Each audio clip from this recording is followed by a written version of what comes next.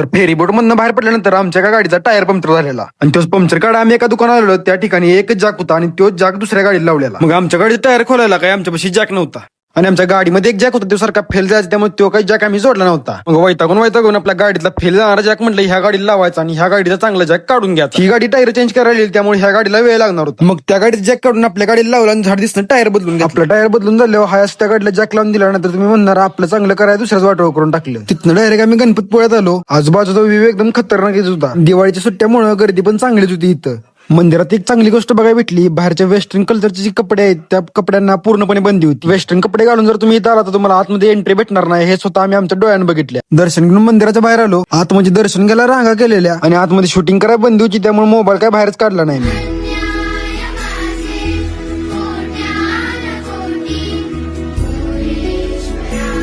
परत कपडे बदलून बीचवरती आलो पोहायला. गर्दी बीच पेक्षा पण कितीतरी पटीनं मोठ्या लाटा ह्या बीचवर होत्या.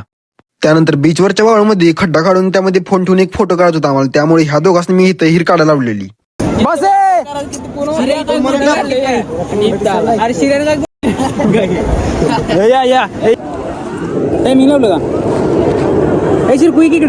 हे व्हिडिओ मी आपला असंच आठवणी जपून ठेवायचा म्हणून काढलेला. तसं तर आपली अख्खी ट्रिप आपल्या युट्यूबवर आहे, त्यामुळे आपण कधी पण बघू शकतो आणि कधी मी आपल्या आठवणी ताजा करू शकतो.